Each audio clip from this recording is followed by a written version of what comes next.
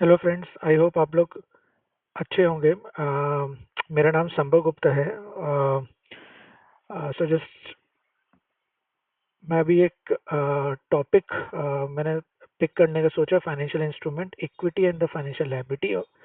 सो उसमें मैंने compounded financial instrument एक मैंने पिक किया है topic. So just I will try to explain my concept. और ये मैं सीए इंस्टीट्यूट के मॉड्यूल को भी मैं बार बार रेफर करता रहूँगा और उसको रीड आउट करके फिर हम लोग साथ में ये प्रॉब्लम सॉल्व करेंगे। तो इसमें मैंने कुछ स्टार्टिंग में कुछ 4 कंसेप्ट्स बनाए हैं, जो ये आप लोग को जो क्या कहते हैं, it will be easy to understand about the compounded financial instrument. So without wasting further time, so just I'm quickly going into the concepts. तो इसमें जो फर्स्ट कंसेप्ट है इक्विटी की, नॉर्मली क्या होता है कि आपका इक्विटी कब बनता है। इक्विटी दो कंडीशंस में बनता है कि एक तो फर्स्ट ये कि या फिर आप इशूअर है और अगर आपके पास क्या बोलते हैं, you can avoid the obligation to deliver the cash, तब आपका क्या कहते हैं वहाँ पे उसको इक्विटी बोला जाता है कि आप कैश पेमेंट अवॉइड कर सकते हैं, तो वहाँ पे ये इक्विटी पेमेंट बोला जाता है। तो उसका एग्जांपल कैसे क्या हो गया, जैसे कि परपेचुअल प्रेफरेंस शेयर अगर आपका है, तो परपेचुअल प्रेफरेंस शेयर जिसमें कि परपेचुअल मीन्स कि where you are not having any maturity, तो मैच्योरिटी अगर नहीं है तो डेट मीन्स कि आपके पास इश्योर के पास कोई ऑब्लिगेशन नहीं है प्रिंसिपल रीपे करने का। सो यहाँ पे principal amount is you are not repaying, तो ये आपका जो प्रिंसिपल सेक्शन है ये आपका एक इक्विटी इंस्ट्रूमेंट कहलाता है। सिमिलरली दूसरे के एग्जांपल है discretionary dividend of the preference shares. Again this is separate example कि अगर आपने कोई प्रेफरेंस शेयर इशू किया है और उसमें ईश्वर के पास राइट्स है कि डिविडेंड में it's not compulsory, so it's a discretionary dividend, कि मतलब कि अगर मेरे को प्रॉफिट हुआ तो मैं पे करूंगा, अदरवाइज मैं पे नहीं करूंगा। सो it is dependent on the issuer discretion. तो यहाँ पे जो फिर डिविडेंड है उसको भी हम लोग इक्विटी बोला जाता है। तो ये क्या हो गया इन दोनों एग्जाम्पल में, you are avoiding means you are not having any obligation to deliver the cash, correct. तो यहाँ पे ये ऑब्लिगेशन डिलीवर टू कैश ये नहीं है। ओके, दूसरा क्या टाइप होता है इक्विटी कब बन सकता है कि आप अगर मतलब इशूअर अगर instead of the cash if it is able to redeem in its own shares, मतलब ओन शेयर्स में अगर वो रिडीम कर सकता है, debt is a fix number of shares, तब वो सो यहाँ पे फिक्स फॉर फिक्स टेस्ट जो कंडीशन आती है कि fix number of shares own shares अगर है तभी क्या कहते हैं वो इक्विटी बन सकता है। तो उसका एग्जांपल क्या हो गया कि सपोज आपने कोई डेट इशू किया है जिसमें आपने होल्डर को एक राइट दे रखा है कन्वर्जन ऑप्शन का, कि आप during the life of that instrument of that debt आप कभी भी उसको फिक्स नंबर ऑफ शेयर्स में कन्वर्ट कर सकते हैं। तो ये जो कन्वर्जन ऑप्शन वाला जो राइट है इसको हम लोग इक्विटी बोलेंगे, बिकॉज यहाँ पे फिक्स्ड नंबर ऑफ शेयर्स आता है। सो हमेशा ये ध्यान रखिए कि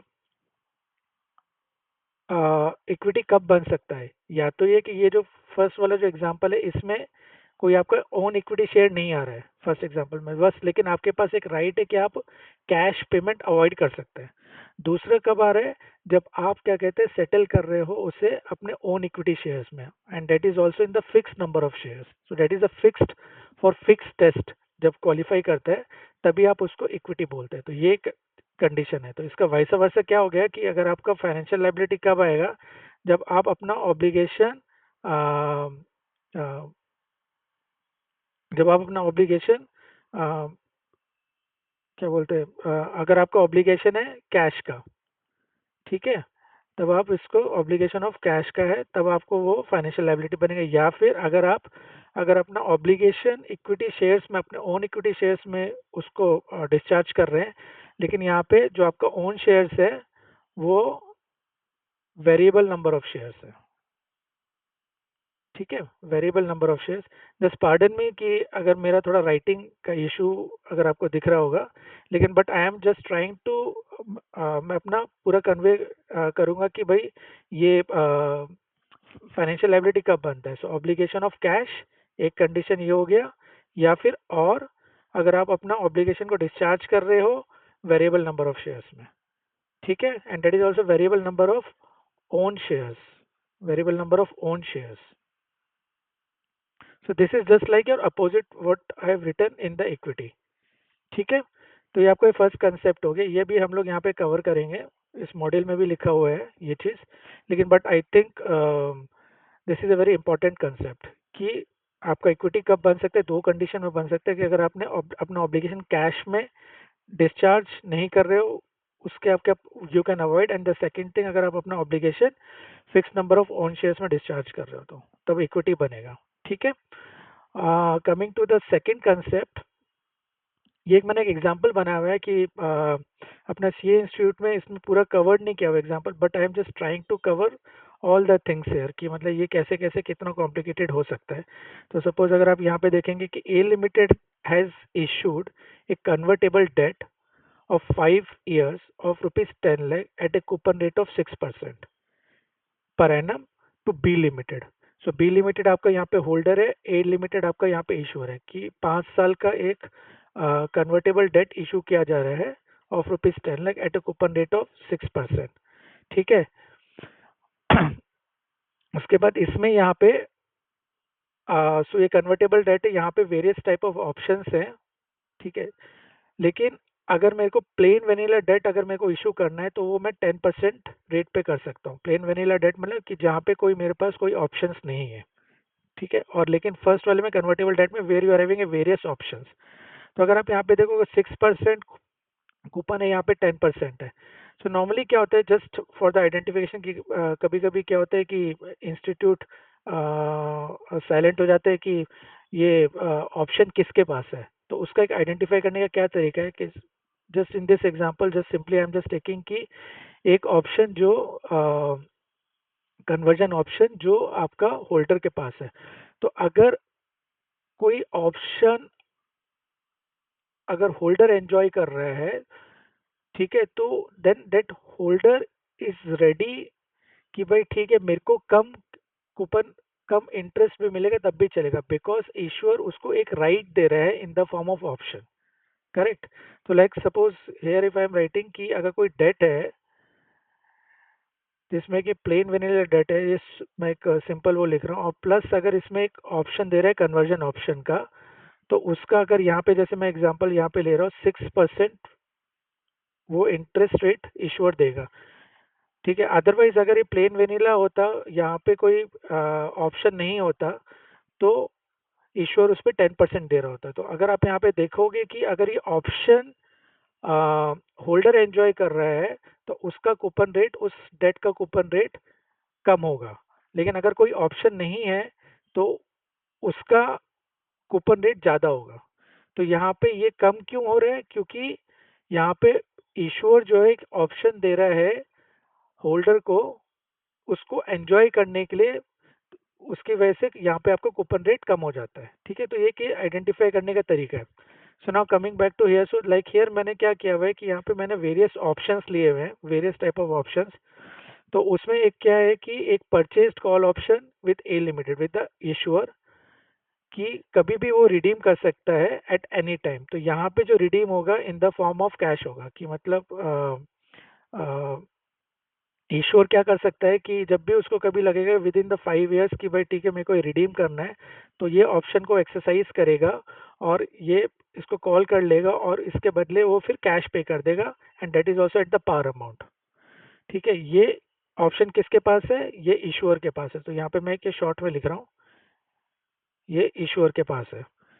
ओके, ये ये एक ऑप्शन हो गया, लेकिन यहाँ पे जो रिडम्पशन हो रहा है ये कैश के फॉर्म में हो रहा है. और एक दूसरा ऑप्शन है कन्वर्जन ऑप्शन, ये दोनों पार्टी के पास है, ईश्वर के पास भी है और होल्डर के पास भी है, जिसमें आप fix number of shares of A limited में रिडीम कर रहे हो एट एनी टाइम. ठीक है, फिक्स नंबर से मान लीजिए कि 10 shares for each bond, for each number of bond. Okay, तो ऐसे ही तो यहाँ पे फिक्स नंबर ऑफ शेयर्स है. तो अगर आप यहाँ पे देखोगे कि ये थोड़ा कॉम्प्लिकेटेड है कि आपने ये कभी नहीं देखा होगा यहाँ पे कोई एक कॉल ऑप्शन किसी इशूअर या फिर होल्डर के पास है। सिमिलरली यहाँ पे भी आपने ऐसे देखा होगा कि एट ए टाइम एक ही पार्टी के पास क्या कहते हैं ऑप्शन होता है, but just I am trying to make it complicated कि इससे आपको पूरा एक होलिस्टिक पिक्चर समझ में आ जाएगा, क्योंकि सीए इंस्टीट्यूट ने इसको रेफर किया हुआ है लेकिन but it hasn't given any example to you. तो यहाँ पे एक मैंने इसको सिंपल उसमें लिखा हुआ है कि ये आपका कंपाउंडेड फाइनेंशियल इंस्ट्रूमेंट क्यों हो गया, क्योंकि आपका यहाँ पे फिक्स नंबर ऑफ शेयर्स आ रहा है। जो हम लोगों ने फर्स्ट कंसेप्ट में पढ़ा था कि इक्विटी कब बन सकता है, कि जब आप अपना ऑब्लिगेशन को डिस्चार्ज कर रहे हो फिक्स नंबर ऑफ शेयर्स में। तो यहाँ पे क्या हो गया कि आपके चार पोर्शन हो गए, कि एक प्लेन वेनिला डेट हो गया जो सिंपल क्या कहते हैं विदाउट विदाउट एनी ऑप्शन, ठीक है। और यहाँ पे एक कॉल ऑप्शन विद इशूअर हो गया, यहाँ पे conversion option with A limited हो गया, conversion option with B limited हो गया।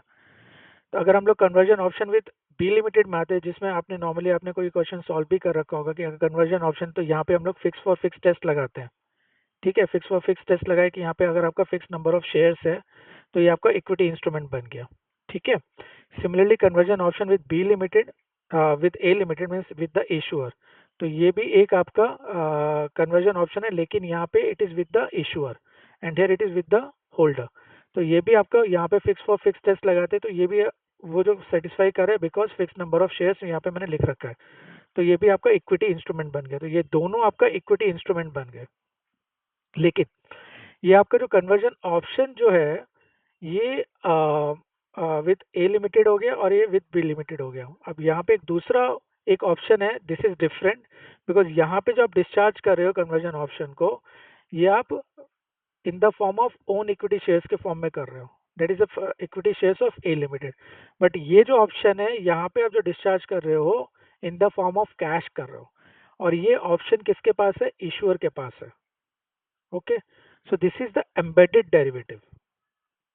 ये एम्बेडेड डेरिवेटिव, ये भी आपका एम्बेडेड डेरिवेटिव हो गया, लेकिन ये एम्बेडेड डेरिवेटिव जो है ये आपका fix for fix test satisfy कर रहा है, तो इसलिए आपका इक्विटी इंस्ट्रूमेंट बन गया। और यहाँ पे आपका ये फिक्स फॉर फिक्स टेस्ट नहीं होगा, क्योंकि आप यहाँ पे जो डिस्चार्ज कर रहे हो ये आप अपने कैश के फॉर्म में कर रहे हो, यहाँ पे कोई आप अपने ओन शेयर्स के फॉर्म में नहीं कर रहे हो, तो यहाँ पे कोई फिक्स फॉर फिक्स टेस्ट यहाँ पे अप्लाई नहीं हो रहा है। तो ये आपका एम्बेडेड डेरिवेटिव हो गया। और ये फिर एम्बेडेड डेरिवेटिव का कंडीशंस होते हैं कि आपको ये मतलब फाइनेंशियल लायबिलिटी में आप, ये आपका फाइनेंशियल लायबिलिटी में आप इसको अकम्पनी करना चाहिए या फिर आपको सेपरेटली उसको अकाउंट फॉर करना चाहिए, उसका डिफरेंट कंडीशंस होता है, ठीक है। अभी मैं उस पर नहीं जा रहा हूँ क्योंकि हम लोग अभी सीएफआई पे कंपाउंडेड फाइनेंशियल इंस्ट्रूमेंट पे फोकस कर रहे हैं, ठीक है। आई एम जस्ट रिपीटिंग अगेन कि नॉर्मली अगर आपने जब केस देखा होगा इंस्टीट्यूट के क्वेश्चन में कि प्लेन वेनिला डेट और एक आपका conversion option with B limited होता है, तो ये क्या सिंपल होता है, तो ये आपका कंपाउंडेड फाइनेंशियल इंस्ट्रूमेंट हो गया। लेकिन मैंने यहाँ पे क्या हुआ, और भी अलग अलग ऑप्शंस मैंने इनबिल्ट कर दिए हैं, जिससे आपको आगे जब मैं रीड आउट करूँगा स्टडी मटेरियल का, तब आपको ये सब एग्जांपल ये आपको समझ में आना शुरू हो जाएंगे कि क्या एम्बेडेड डेरिवेटिव्स का क्या मतलब आ रहा है यहाँ पे। और ये भी जो आपका जो नॉन, ये embedded derivatives this is in the form of non equity, ठीक है। और ये जो आपका एम्बेडेड डेरिवेटिव है जो आपका इक्विटी इंस्ट्रूमेंट बन रहा है, इसको हम लोग बोलते हैं शॉर्ट में embedded derivative in the form of equity. Okay, या फिर इसको ऐसे बोल सकते हैं नॉन इक्विटी एम्बेडेड डेरिवेटिव, और ये आपका हो गया इक्विटी एम्बेडेड डेरिवेटिव्स, ये वाला। ओके, आई होप ये आपको ये क्लियर है। और दूसरा मैं आपको यहाँ पे ये बताता हूँ कि अगर जैसे सिंपल यहाँ पे जो हम लोग फेयर वैल्यू जो निकालते हैं, तो यहाँ पे हम लोग इसका जो प्लेन वेनिला डेट है, तो प्लेन वेनिला डेट में जैसे सिंपल नॉर्मली आपका इंटरेस्ट प्लस जो प्रिंसिपल अमाउंट होता है उसको डिस्काउंट कर देते हैं। तो यहाँ पे जो इंटरेस्ट और डिस्काउंट, जो इंटरेस्ट आपका क्या हो गया, ये 5-6% हो गया, और वो भी 5 साल के लिए, और प्लस आपका जो प्रिंसिपल अमाउंट है वो 10 लाख है। सो दिस इज योर पार। सो इन दोनों को मैं प्रेजेंट वैल्यू पे लेके आऊंगा, और इसका जो डिस्काउंटिंग रेट रहेगा वो मेरा 10% रहेगा, क्योंकि मैंने यहाँ पे बोला है कि जो प्लेन वेनिला जो डेट है without any without any option, तो उसको जब मैं डिस्काउंट करके यहाँ पे जो पीवी जो आएगा वो मेरे यहाँ पे पीवी आ जाएगा, ठीक है। प्लस ये जो मेरा कॉल ऑप्शन विद इशूअर है, ये मैं ब्लैक शोल मैथ मेथड से निकाल के यहाँ पे जो भी कॉल ऑप्शन की जो वैल्यू होगी, नॉर्मली जो ट्रेडेबल होता है, क्योंकि कॉल ऑप्शन मार्केट में ट्रेडेबल हो रहा होता है विद द इशूअर। तो ये जो कॉल ऑप्शन है, क्योंकि यहाँ पे मैं सेटल कर रहा हूँ कैश फॉर्म में, सो that is your net, net form में मैं सेटल कर रहा हूँ। तो इसलिए यहाँ पे जो कॉल ऑप्शन, अब यहाँ पे क्या है, जो इससे मैंने फर्स्ट कंसेप्ट में बोला था कि ये, सॉरी, यहाँ पे सेकंड कंसेप्ट में जो बोला था, ये जो ऑप्शन कौन एंजॉय कर रहा है, ये ऑप्शन कौन एंजॉय कर रहा है, इश्यूअर कर रहा है। तो इसको, जो ऑप्शन जो इश्यूअर जो कर रहा है, तो इसका ये एज ए डिडक्शन होगा, क्योंकि जो ये जो हम लोग फेयर वैल्यू जो निकाल रहे हैं, सो फेयर वैल्यू का मतलब क्या होगा यहाँ पे, कि कितना अमाउंट होल्डर पे करेगा इश्यूअर को। तो ये जब कॉल ऑप्शन कौन एंजॉय कर रहे हैं, ये इश्यूअर एंजॉय कर रहे हैं। तो जो होल्डर होगा वो बोलेगा अगर आप ये ऑप्शन आप एंजॉय करो, मतलब इश्यूअर एंजॉय करेगा, तो फिर मैं उसको एज ए डिडक्ट करूंगा अमाउंट को, विच इज ऑल्सो मेकिंग सेंस। ठीक है, plus conversion option with A limited, again ये ऑप्शन कौन एंजॉय कर रहे हैं, इश्यूअर एंजॉय कर रहे हैं, तो यहाँ पे ये डिडक्ट होगा for arriving at the fair value. Plus जो conversion option with B limited है, ये कौन एंजॉय कर रहे हैं, ये होल्डर एंजॉय कर रहा हो। तो होल्डर अगर एंजॉय कर रहे हो तो यहाँ पे ऐड होगा। सो this is also very interesting thing कि प्रेजेंट वैल्यू में से क्या माइनस हो रहा है, क्या माइनस हो रहा है और क्या प्लस हो रहा है। ठीक है, एट द फेयर वैल्यू, आपको उसको उसका जब फेयर वैल्यू पे अराइव करने के लिए। तो अगेन आई एम रिपीटिंग कि प्रेजेंट वैल्यू आपने निकाला सिंपल फाइनेंशियल लायबिलिटी का of the interest and the principal amount normally in the most of the cases, और आप उसको 10% से डिस्काउंट कर रहे हो, तो ये आपका प्योर क्या कहते हैं, जो डेट है उसका आपने वैल्यू निकाल लिया। ये माइनस क्यों किया है यहाँ पे, क्योंकि ये जो मैं फेयर वैल्यू निकाल रहा हूँ, this is fair value from the point of the holder, just simply just in A shortcut you can think कि ये फेयर वैल्यू होल्डर के पॉइंट ऑफ व्यू से निकालो कि वो कितना पे करेगा। तो अगर क्या कहते हैं कोई भी ऑप्शन जो एंजॉय कर रहा है, अगर ईश्वर एंजॉय कर रहे हैं तो उसको आपको माइनस करना पड़ेगा, और जो ऑप्शन होल्डर एंजॉय कर रहे हैं, बायर एंजॉय कर रहे हैं, उसको आपको ऐड करना पड़ेगा। ठीक है, so this is the second concept. So ये आपका, जब मैं रीड आउट करूंगा मटेरियल को, तब आपको ये चीज़ समझ में आएगी पूरा। तो ये मैंने एक पूरा कॉम्प्रिहेंसिव एग्जांपल बनाया है कि नॉर्मली इंस्टीट्यूट के मटेरियल में ये नहीं होता, ये नहीं होता, वो सिंपल इस पे फोकस करता है कि प्लेन वेनिला डेट प्लस ये conversion option with B limited, लेकिन वो रेफर कर रहा है, लेकिन उसने कोई एग्जाम्पल नहीं बनाया है इन सब चीज़ों पे। Okay, now coming to the third concept. Okay, so ये थर्ड कंसेप्ट क्या होगा कि समटाइम्स क्या होता है कि आपने भी देखा होगा कि जब आप इसमें यहाँ पे जो प्लेन वेनिला डेट है, यहाँ पे आप क्या कहते हैं, जब पीवी निकाल रहे हो तो समटाइम्स आप क्या कर रहे हो कि इंटरेस्ट प्लस प्रिंसिपल अमाउंट का निकाल रहे हो, कभी आप इंटरेस्ट का निकाल रहे हो, कभी आप प्रिंसिपल का ही निकाल रहे हो। So sometimes the students also get confuse कि कब मेरे को कौन क्या किसका पीवी निकालना है। तो जस्ट मैंने यहाँ पे क्या किया, फॉर द सिंपलिसिटी उसका एक एग्जाम्पल लिख रखा है कि आपको कब क्या कहते हैं पीवी किस किस का कैसे कैसे निकालना है। तो जैसे कि का जो कॉमन एग्जांपल है, जो present value of interest plus principal का मैं कब निकालता हूँ for the plain vanilla debt का, कि जब मेरा कन्वर्जन ऑप्शन विद होल्डर होता है। So conversion option means conversion option for the own equity shares. तो यहाँ पे अगर जो कन्वर्जन ऑप्शन जो मैंने इस वाले एग्जांपल में जो लिया हुआ है यहाँ पे, जो फिक्स फॉर फिक्स टेस्ट जो मैंने सेटिस्फाई किया हुआ है, कि अगर मैं यहाँ पे सिंपल एक एग्जांपल ले लूँ कि एक कोई मैंने डेट इशू किया है, convertible debt, convertible debt where conversion option, just I'm writing in the short form, conversion option is with the holder, is with the holder, is with the holder, where fixed number of shares are given, fixed number of shares of the issuer is given। तो अगर आप यहाँ पे देखोगे तो आपका क्या हो गया, उसके अगर इक्वेशन के हिसाब से CFI जो मेरा बन रहा है कंपाउंडेड फाइनेंशियल इंस्ट्रूमेंट, वो मेरा प्लेन वेनिला डेट से बन रहा है। मैं इसको शॉर्ट में लिख रहा हूँ प्लेन वेनिला डेट, प्लस जो मेरा ऑप्शन है conversion option, it is with the holder जो सेटिस्फाई कर रहा है फिक्स फॉर फिक्स टेस्ट। तो यहाँ पे अगर आप देखोगे तो जो प्लेन वेनिला डेट है, तो उसमें मैं क्या कर रहा हूँ, जो मैं इंटरेस्ट प्लस प्रिंसिपल अमाउंट का प्रेजेंट वैल्यू निकाल रहा हूँ। ठीक है, तो ये भी हम लोग आगे एग्जांपल करेंगे। तो but as a at a high level just you understand कि कब मैं इंटरेस्ट प्रिंसिपल को डिस्काउंट करता हूँ, कब मैं इंटरेस्ट को करता हूँ, कब मैं प्रिंसिपल को करता हूँ। सेकंड केस है तो मैं इंटरेस्ट को कब करूँगा और प्रिंसिपल को कब नहीं करूँगा, जहाँ पे आपका मैंडेटरी कन्वर्जन वाला एग्जांपल आ जाता है।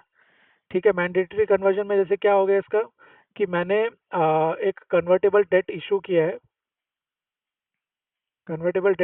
है, जिसमें मैंने बोला है कि at the expiry like means convertible debt of the 5 years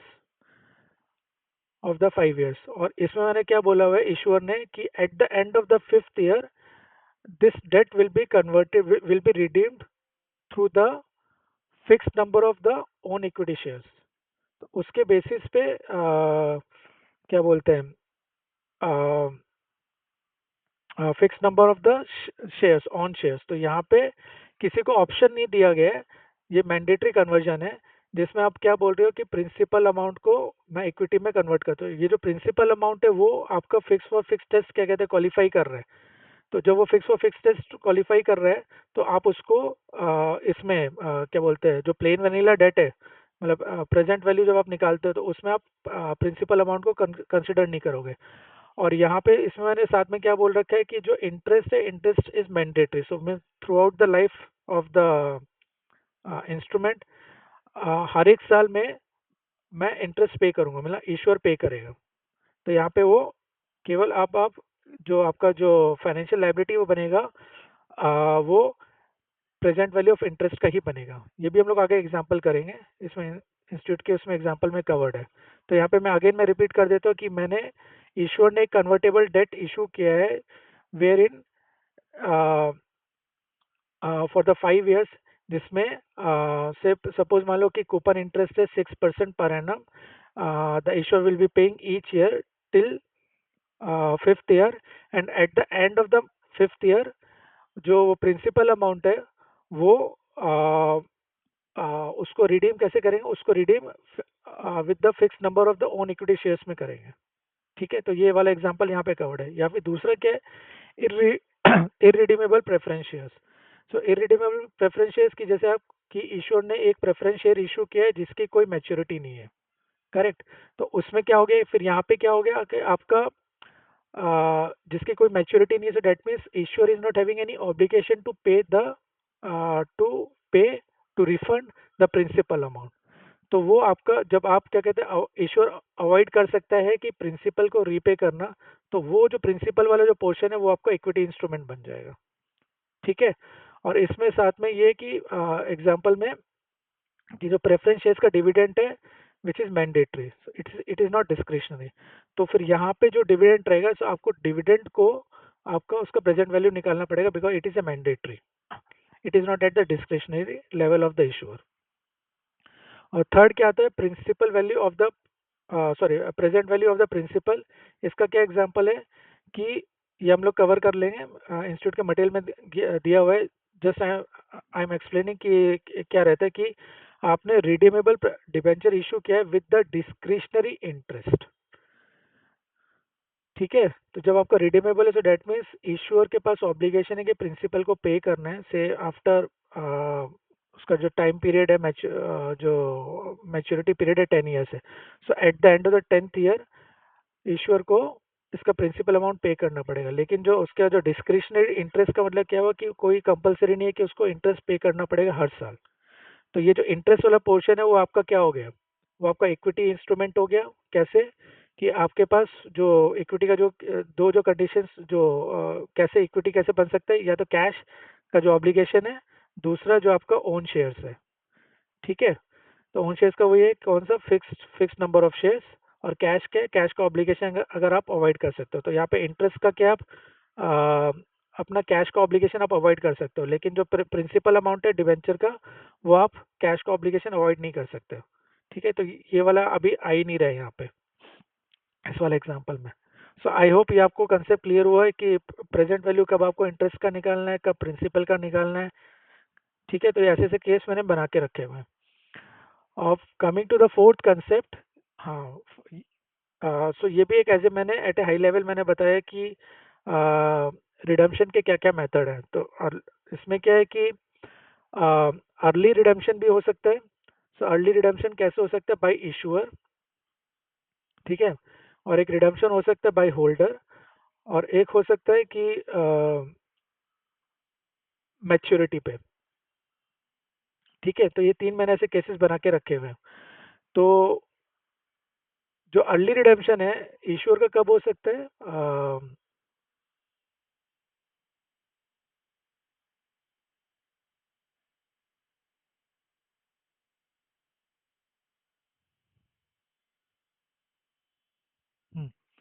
so early redemption कब हो सकता है इश्योर का? बाय इश्योर, इसमें क्या है कि ये इंस्टीट्यूट ने एग्जांपल कवर किया है, बट इट हैज, जो मेरी अंडरस्टैंडिंग के हिसाब से उसने गलत उसमें क्या कहते हैं उसको कैटेगराइज किया। तो यहाँ पे मेरे कहने का क्या मतलब है कि जैसे ईश्वर का क्या है कि ये ईश्वर अर्ली रिडीम कब कब कर सकता है? एक टेंडर ऑफर के केस में कर सकता है, एक कॉल ऑप्शन अगर वो एक्सरसाइज कर रहा है, और एक इंड्यूसमेंट। सो टेंडर ऑफर का क्या मतलब हो गया कि सपोज मान लो कि अ, एक मिनट। टेंडर ऑफर में क्या हो गया कि सपोज मान लो कि इश्यूअर ने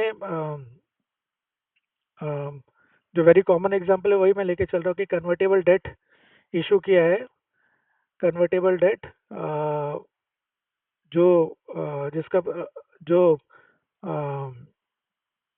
where the conversion option with the holder, ठीक है, फिक्स नंबर ऑफ शेयर्स है, फिक्स नंबर ऑफ शेयर्स है। तो ये किसका हो गया फिक्स नंबर ऑफ शेयर्स? ये प्रिंसिपल अमाउंट के लिए हो गया, ठीक है।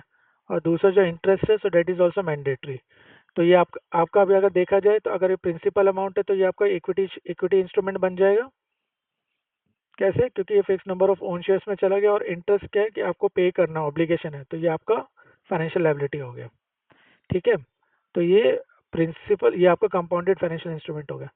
यहाँ पे कोई भी ऑप्शन ईश्वर के पास नहीं है।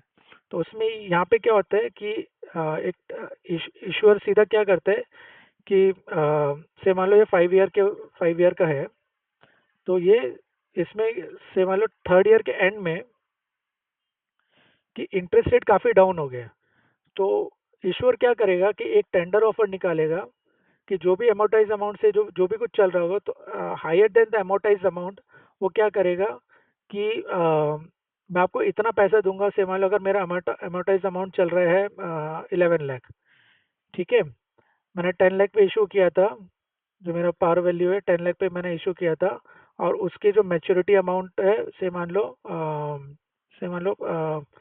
12 लाख है, तो मैं प्रीमियम पे रिडीम कर रहा हूँ, और ये 5 साल का है। तो 10 लाख से मेरे को 12 लाख तक जाना है, और ये मैं 5 साल का है, और मैं थर्ड ईयर के एंड में खड़ा हुआ हूँ, और वहाँ पे उसकी वैल्यू क्या कहते हैं 11 लाख है अमोर्टाइज कॉस्ट के, अगर मैं बात करूँ। तो ईश्वर ने क्या ऑफर कर दिया कि मैं आपको 13 लाख रुपीज़ दूंगा, ठीक है, टेंडर ऑफर निकाल दिया, ठीक है। यहाँ पे कोई ईश्वर के पास कोई ऑप्शन नहीं है, लेकिन तब भी उसने क्या बोला है कि मैं आपको मैच्योरिटी जो अमाउंट है उससे मैं भी ज़्यादा दे रहा हूँ, तो 13 लाख रुपीज़ दे रहा हूँ, आप इसको एक्सरसाइज कर लीजिए। तो अब ये क्या करेगा इसमें टेंडर ऑफर में, इसको जो 13 लाख है उसको फिर ये स्प्लिट करता है, सेम जैसे मैंने स्टार्टिंग में जो ये क्या बोलते हैं प्रिंसिपल अमाउंट और इंटरेस्ट को मैंने जो स्प्लिट किया था। तो ये मैं फाइनेंशियल लायबिलिटी और इक्विटी में स्प्लिट करूंगा।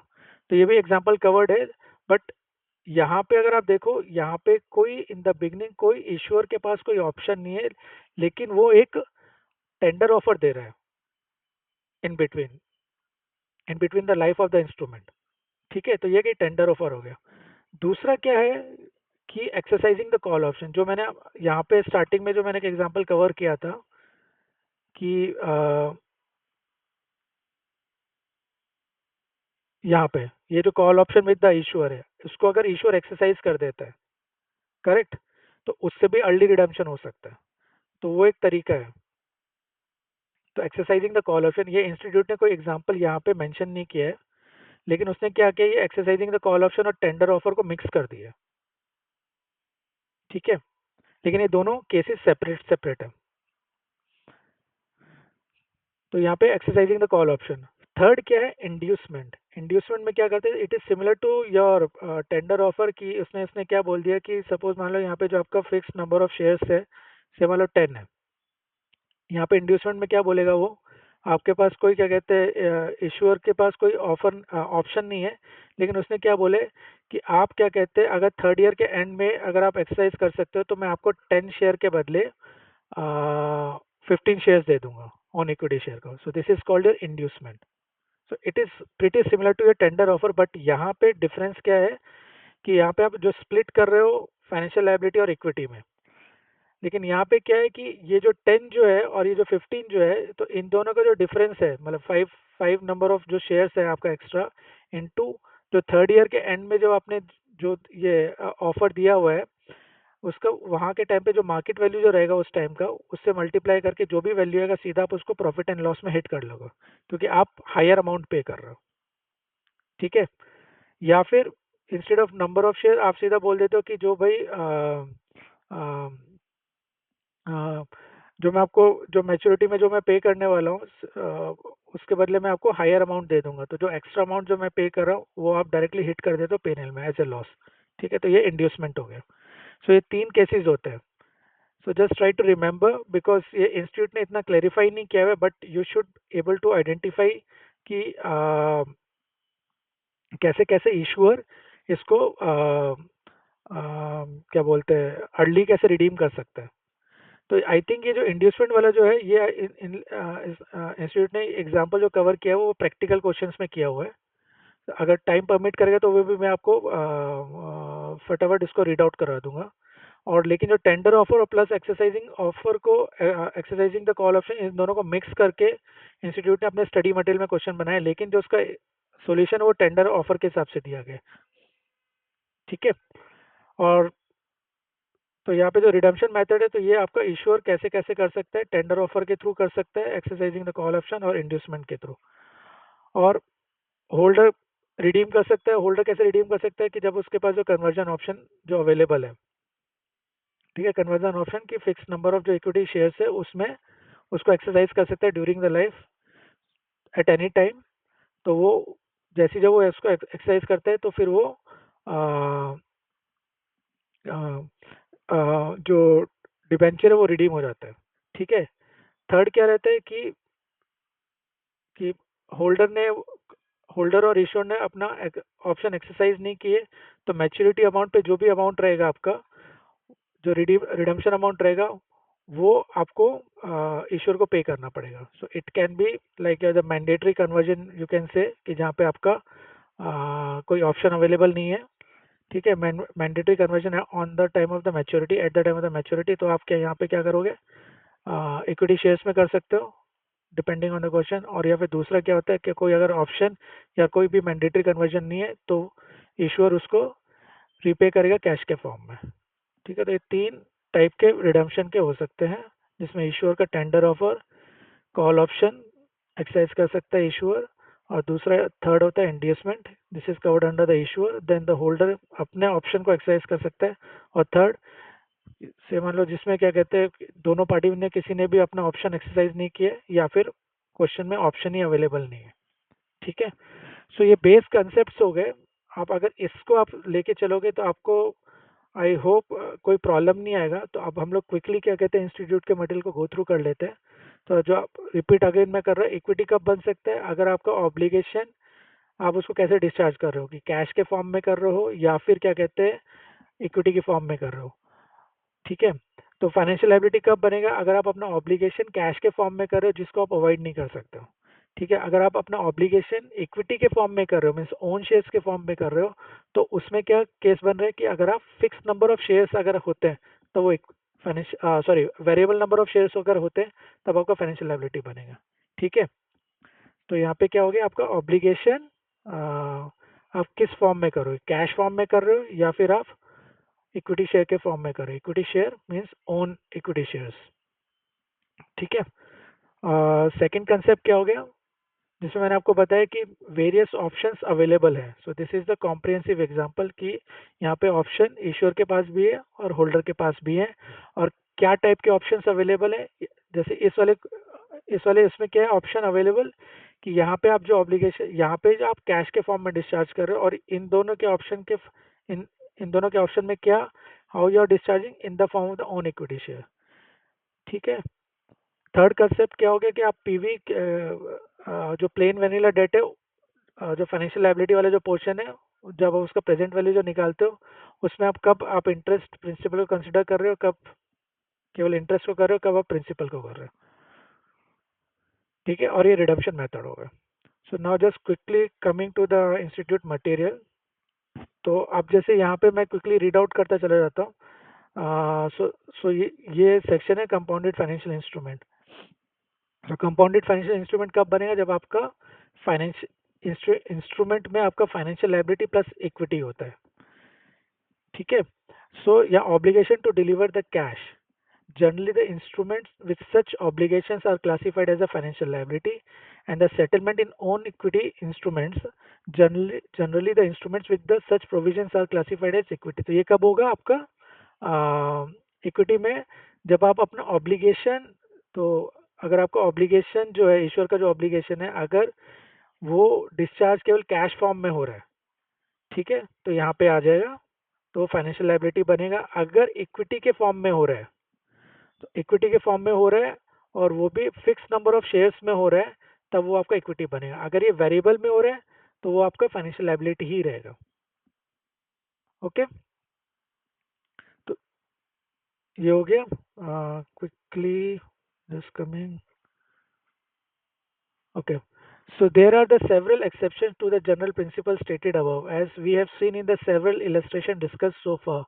Let us now study those instruments which have the feature of both the financial liability and the equity instruments. So that is, it is talking about the CFI, compounded financial instrument. Such instruments are called compound financial instrument. This topic is aimed at discussing the accounting treatment of such instruments and the practical complexities that arise due to the issuance of the such instruments. The following illustrations demonstrate the identification of separate components of the financial instruments and determining whether it is a compounded financial instrument. तो ये क्या बता रहा है कि जो instrument है वो CFI है या नहीं है, उसको कैसे आइडेंटिफाई करना है और उसका अकाउंटिंग कैसे करना है, तो वो बता रहा है। तो अब हम यहाँ पे एक एग्जांपल लेके चल रहे हैं, redeemable debenture with the discretionary dividend. तो यहाँ पे क्या हो रहा है, रिडीमेबल डिबेंचर, तो इसमें मतलब क्या हो रहा है कि जो आपका जो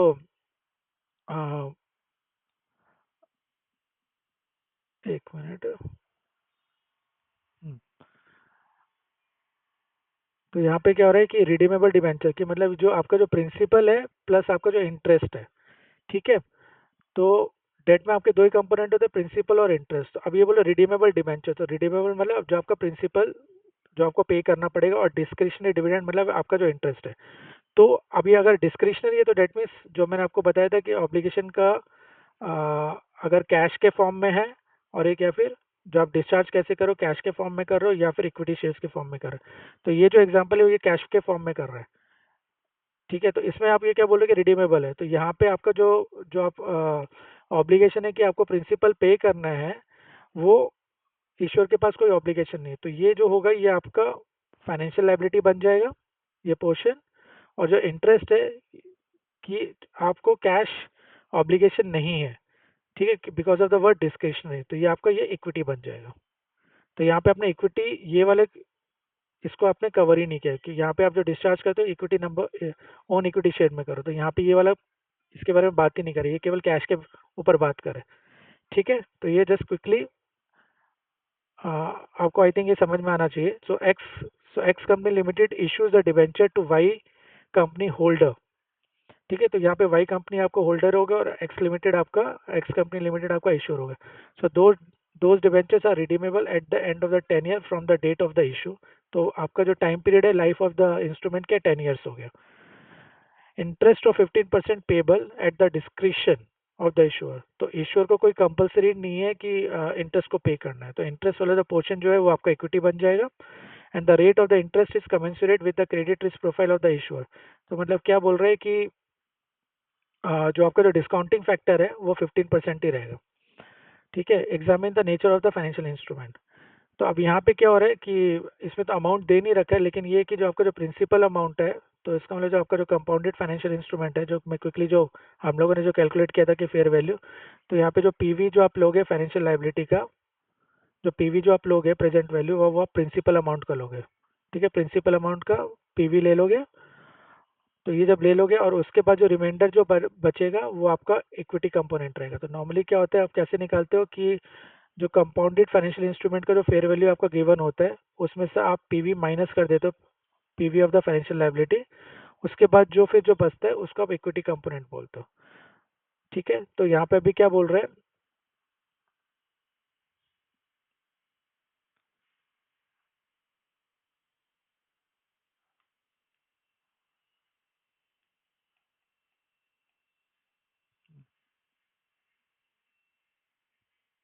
तो यहाँ पे अभी क्या बोल रहे हैं कि this instrument has the two components: the mandatory redemption by the issuer for a fixed amount at a fixed future date and interest payable at the discretion of the issuer। Means ये principal amount बोल रहे हैं और ये interest बोल रहे हैं। So the first component is a contractual obligation to deliver the cash for the repayment of the principal with or without the premium। ठीक है, तो आप जो इसमें जैसे बोल रहे हैं कि जो प्रिंसिपल अमाउंट है वही आपका कहते हैं रिडम्पशन अमाउंट हो गया, या फिर आपका जो प्रिंसिपल अमाउंट है उसमें आप प्रीमियम भी ऐड कर सकते हो। लेकिन यहाँ पे जैसे एग्जांपल में कुछ प्रीमियम के बारे में कुछ बोला नहीं है, so that means I think it is redeeming at the principal at the par amount, the principal amount. ठीक है, सो प्रिंसिपल पोर्शन के बारे में बोल रहे हैं। To the debenture holder that can be avoided, this component of the instrument is a financial liability. तो ये आपका फाइनेंशियल लायबिलिटी हो गया प्रिंसिपल पोर्शन। और ये जो अदर कंपोनेंट है डिस्क्रिशनरी डिविडेंड, ये आपका इंटरेस्ट के बारे में बोल रहे हैं, क्योंकि आपको यहाँ पे ऑब्लिगेशन नहीं है कैश के फॉर्म में पे करने का। तो ये आपका ये इंटरेस्ट जो कंपोनेंट है वो आपका इक्विटी हो जाएगा और ये आपका फाइनेंशियल लायबिलिटी बन जाएगा। ठीक है, तो ये आपका कंपाउंडेड फाइनेंशियल इंस्ट्रूमेंट हो गया। Now coming to this one, so हमेशा ये ध्यान रखिए आप प्रिंसिपल प्लस इंटरेस्ट को आप बाइफरकेट करिए और प्रिंसिपल आप किस फॉर्म में पे कर रहे हो और इंटरेस्ट को आप किस फॉर्म में पे कर रहे हो। दिस इज अनदर शॉर्टकट जिससे आपको इजी पड़ जाता है आइडेंटिफाई करना। और जो मैंने जो बार बार जो मैंने वो बोले ऑब्लिगेशन वाला जो कंसेप्ट है कि आप ऑब्लिगेशन अपना किस फॉर्म में करो, कैश के फॉर्म में करो या फिर ऑन इक्विटी शेयर के फॉर्म में कर रहे हो। ठीक है, now coming to this one, the perpetual loan with the mandatory interest. ठीक है, तो यहाँ पे क्या बोल रहे हैं परपेचुअल लोन। तो आप परपेचुअल लोन का मतलब क्या हो गया कि आप यहाँ पे ये वाइस वर्सा हो गया कि आपको प्रिंसिपल अमाउंट पे करना नहीं है। तो ये अगेन यहाँ पे ओन इक्विटी के बारे में बात ही नहीं कर रहे, कैश वाले मेथड के बारे में बात कर रहे हैं। तो प्रिंसिपल आपका डिस्क्रिशनरी हो गया बिकॉज इट्स ए परपेचुअल, तो ये आपका इक्विटी हो जाएगा। और जो आपका जो मैंडेटरी इंटरेस्ट है ये अब आपका कि आपको इंटरेस्ट पे करना है, तो you can not avoid paying the cash. तो ये आपका जो इंटरेस्ट वाला जो पोर्शन है ये अब आपका फाइनेंशियल लायबिलिटी बन गया।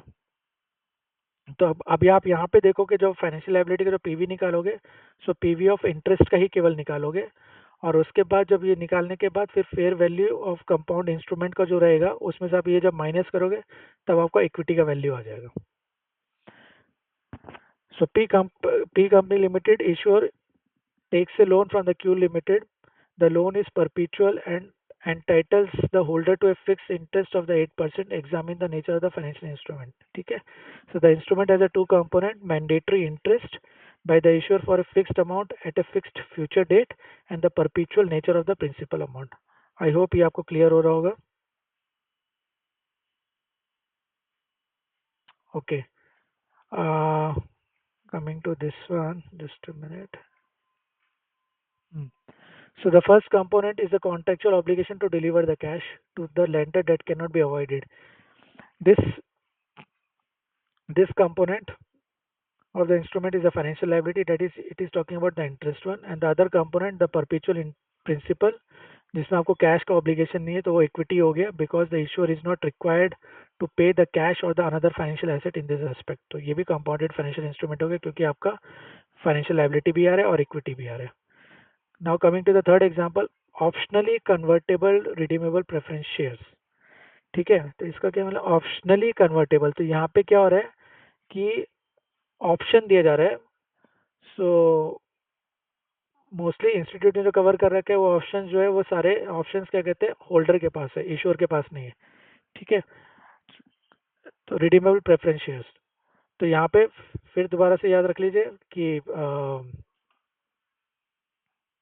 मैं ये बार बार एन नंबर ऑफ टाइम्स मैं रिपीट करता रहूँगा कि ये आपका ये ऑब्लिगेशन कैसे कैश के फॉर्म में जा रहा है या फिर इक्विटी के फॉर्म में जा रहा है।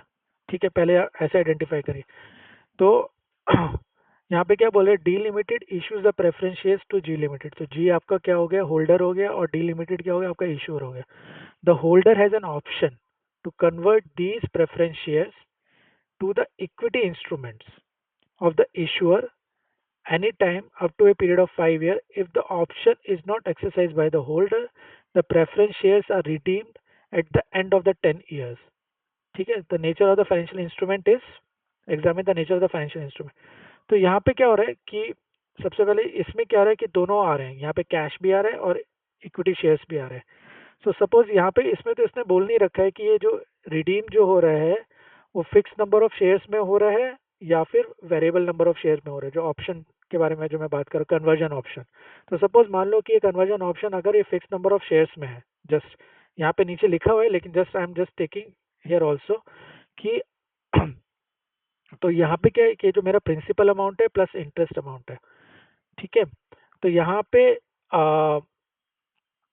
जो ये इंटरेस्ट अमाउंट है, इंटरेस्ट अमाउंट के बारे में, तो इंटरेस्ट जो है आपको, ये आपका ऑब्लिगेशन है कि कैश के फॉर्म में आप पे कर रहे हो। तो जो इंटरेस्ट है वो आपको कैश के फॉर्म में पे हो रहा है, तो ये आपका फाइनेंशियल लायबिलिटी हो गया, ठीक है। अब प्रिंसिपल में क्या है कि यहाँ पे आपको एक कन्वर्जन ऑप्शन दिया गया है। सो कन्वर्जन ऑप्शन जो दिया गया है, सपोज मान लो ऑन इक्विटी शेयर्स के फॉर्म में दिया गया और उसमें भी फिक्स नंबर ऑफ शेयर के फॉर्म में दिया गया है। तो ये जो मैंने आपको एग्जांपल जो दिया था कि इसमें आप क्या करोगे, जो फाइनेंशियल लायबिलिटी का जो पोर्शन है वो आप PV of principal plus interest दोनों लेके चलोगे। तो जो मैंने यहाँ पे जो कंसेप्ट जो लिया था आपका ये वाला कन्वर्जन ऑप्शन विद होल्डर कि इंटरेस्ट प्लस प्रिंसिपल, तो यहाँ पे ये वाला आ रहा है फंडा।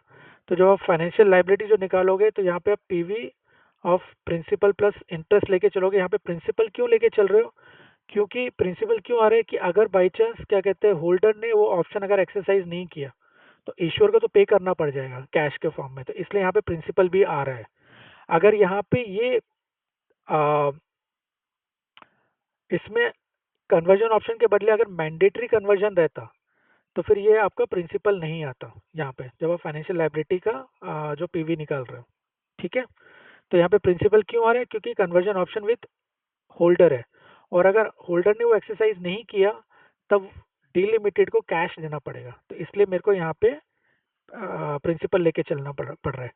तो जब मैं जो कंपाउंडेड फाइनेंशियल इंस्ट्रूमेंट का जो फेयर वैल्यू जब आता है वो क्वेश्चन में गिवन होता है, उसमें से जब मैं पीवी माइनस कर दूंगा पीवी ऑफ फाइनेंशियल लायबिलिटी, तो फिर मेरा इक्विटी का वैल्यू आ जाता है, ठीक है। तो यहाँ पे ये नीचे दे भी रखा है उसके बारे में कि this is a method for finding out, okay. तो अब क्विकली हम लोग पढ़ लेते हैं। The instrument as a two component, the contractual obligation that is conditional on the holder exercising its right to redeem and the conversion option with the holder. The first component is a financial liability because the entity does not have the unconditional right to avoid delivering the cash. ठीक है? The other component, the conversion option with the holder, is an equity feature.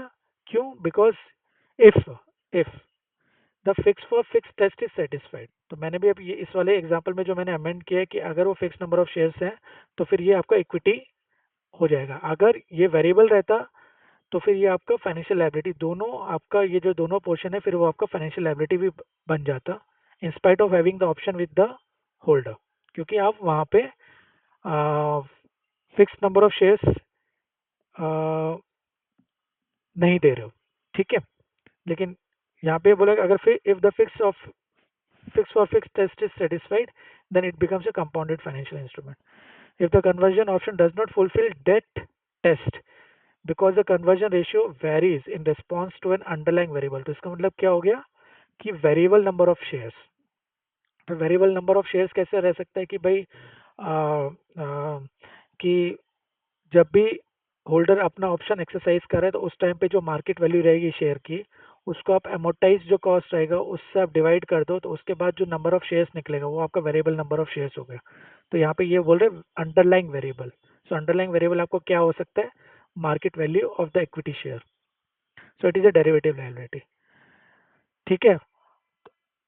Such an instrument is called the hybrid instrument.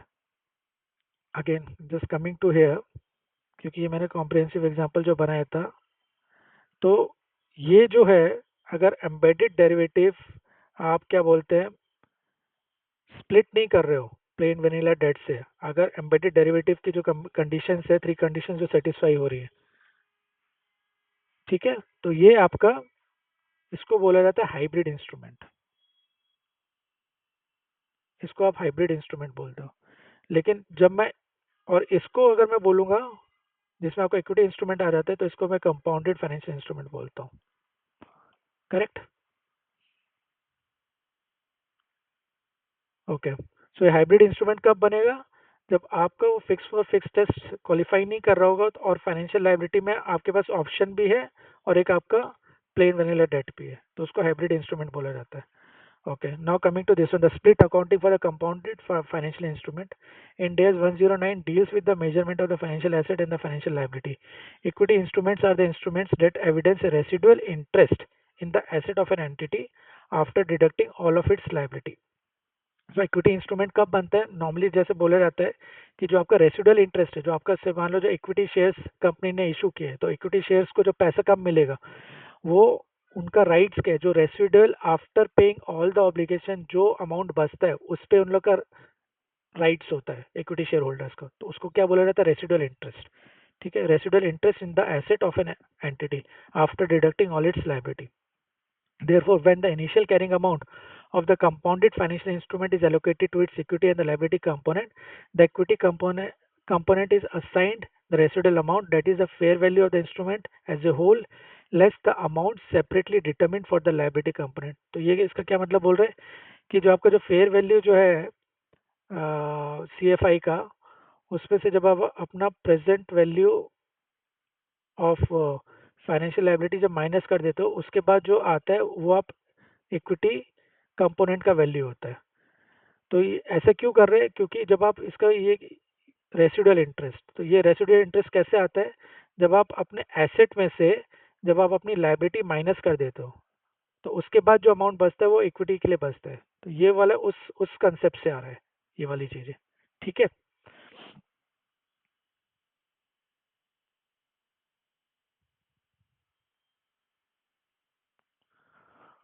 Okay.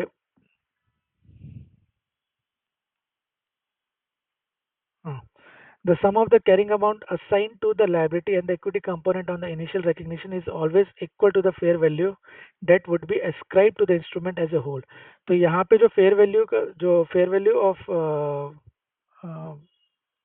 एक minute,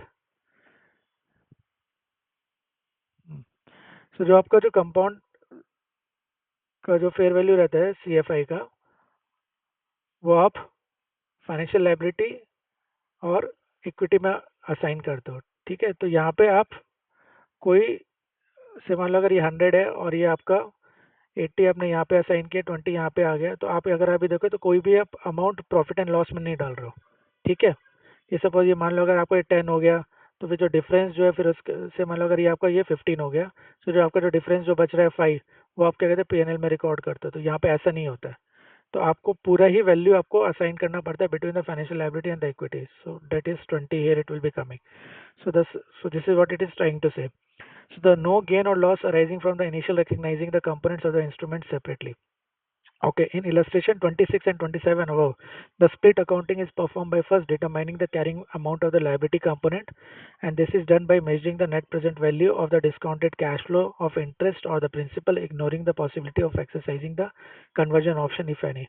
The discount rate is the market rate at the time of the inception for the similar liability that does not have any associated equity component।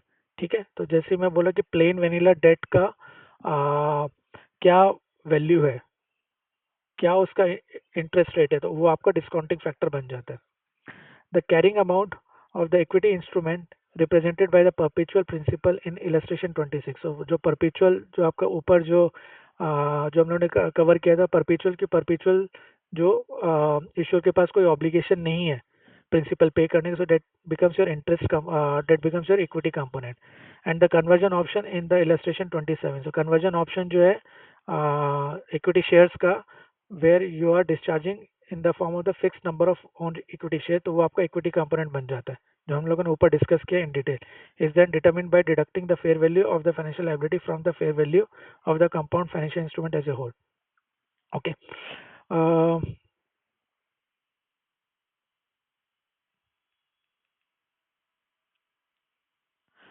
Perpetual loan with the mandatory interest.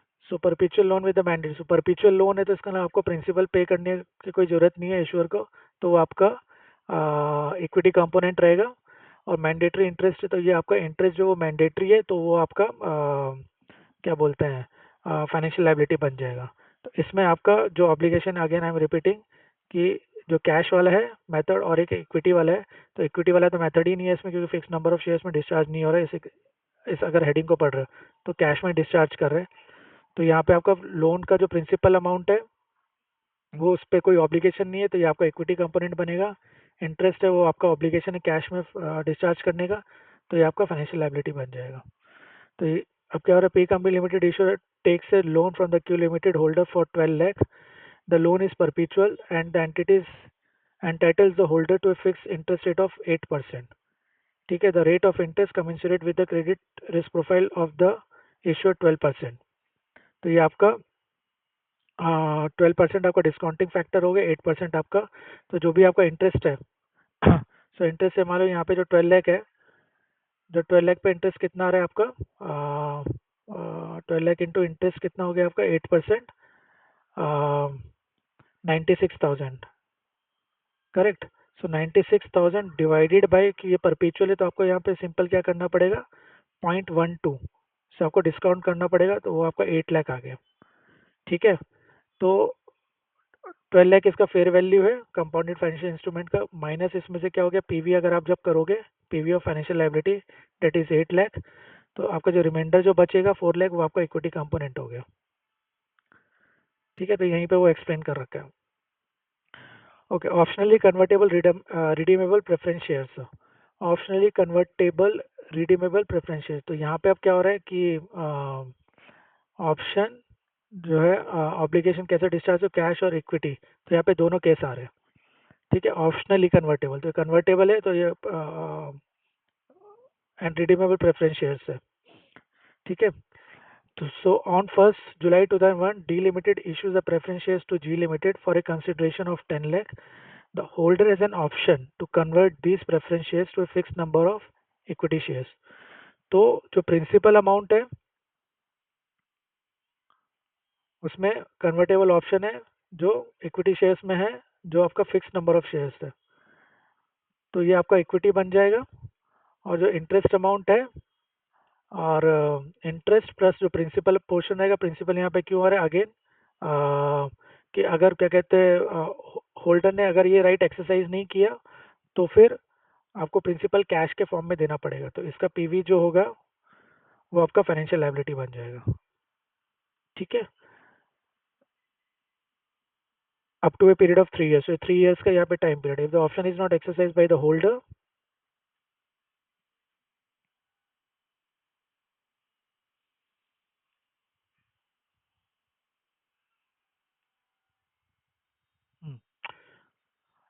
If the option is not exercised by the holder, the preference shares are redeemed at the end of the 3 years।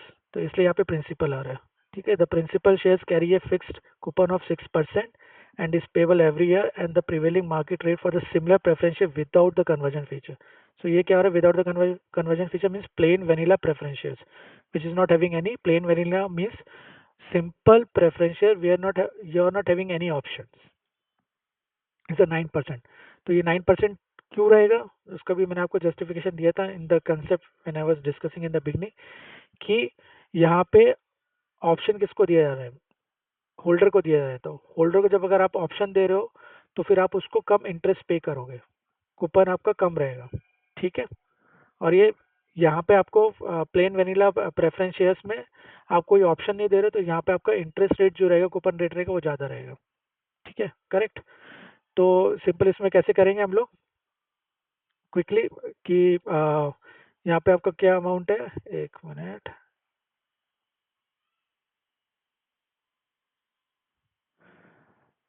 तो यहाँ पे 10 लाख पे कर रहे हो, तो 10 लाख आपका क्या कहते हैं फेयर वैल्यू हो गया कंपाउंडेड फाइनेंशियल इंस्ट्रूमेंट का। तो इसको आपको तो इसमें क्या हो गया, equal to financial liability plus equity होगा। तो फाइनेंशियल लायबिलिटी क्या होगा यहाँ पे आपका PV of interest plus principal होगा। ठीक है, तो रिमाइंडर फिर आपका इक्विटी होगा। तो पीवी कैसे निकलेगा, यहाँ पे जो इंटरेस्ट है आपका ये क्या है 3 years के लिए है, और ये 10 लाख भी आपका पार अमाउंट है, सो इंटरेस्ट क्या हो गया आपका? इंटरेस्ट जो होगा आपका 10 लाख इंटू 6%, तो आपका कितना हो गया? 60,000 आई होप, या 60,000 प्लस आपका जो प्रिंसिपल अमाउंट है वो 10 लाख है, सो ये 60,000 फॉर 3 ईयर्स,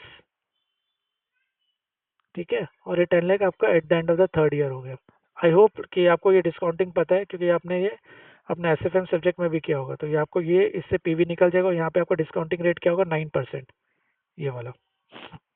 इससे आप पीवी निकाल लोगे, इससे आप पीवी निकाल लोगे तो जो आपका जो पीवी की वैल्यू जो आ रही है वो 924,061 आ रही है। तो ये, और ये फिर आप 10 लाख में से माइनस कर दीजिए, फिर आपका वो इक्विटी अमाउंट आ जाएगा, ठीक है। I hope it is making sense now to you.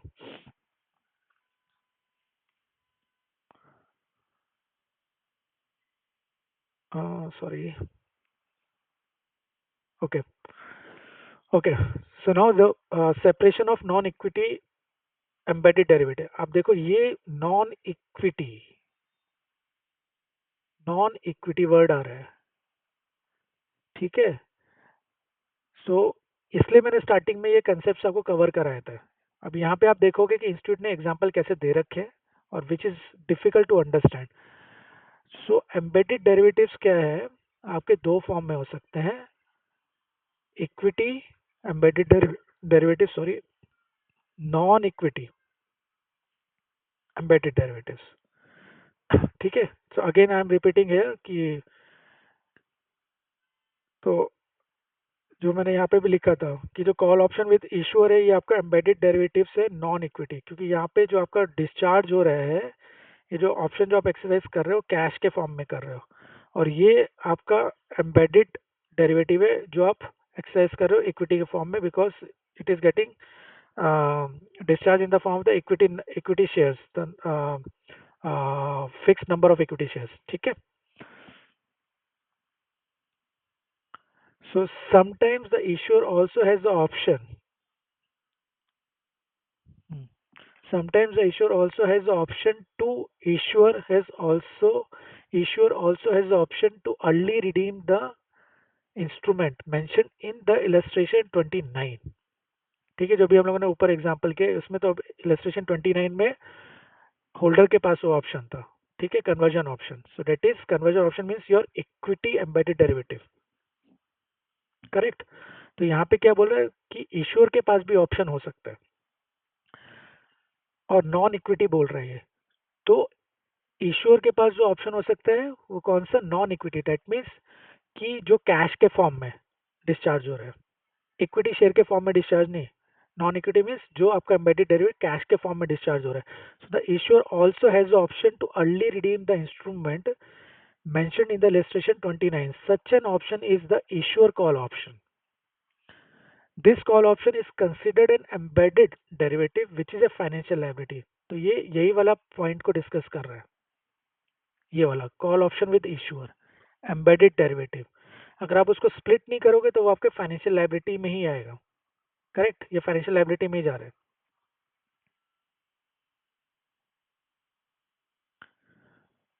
So this call option is considered an embedded derivative which is a financial liability. The value of any derivative feature such as a call option embedded in the compounded financial instrument other than the equity component is included in the liability component, ठीक है। So other than the equity means, ये equity component मतलब ये जो conversion option की बात कर रहा है, इक्विटी कंपोनेंट मतलब जो conversion option, that is your equity embedded derivatives, ठीक है। तो ये इक्विटी कंपोनेंट कौन सा हो गया इस वाले एग्जांपल में? ये वाले ऑप्शन की बात कर रहा है, conversion option with A limited and or the conversion option with B limited, ठीक है। ये आपका इक्विटी एम्बेडेड डेरिवेटिव्स है, और ये आपका नॉन इक्विटी एम्बेडेड डेरिवेटिव्स है, ठीक है। So the value of any derivative feature such as the call option embedded in the compounded financial instrument other than the equity component is included in the liability component, okay, such as an equity conversion option. So equity component को इसने क्या बोला है यहाँ पे, equity conversion option, जो मैंने उसमें जो अपने कंसेप्ट में बताया कन्वर्जन ऑप्शन को।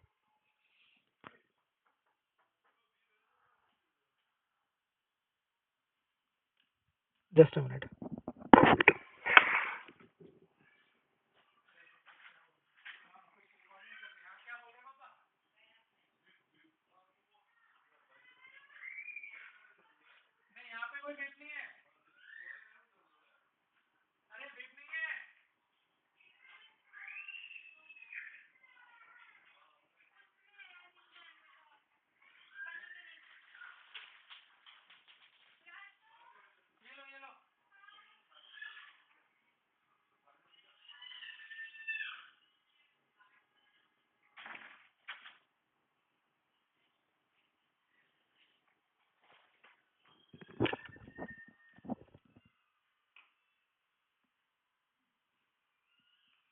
ओके,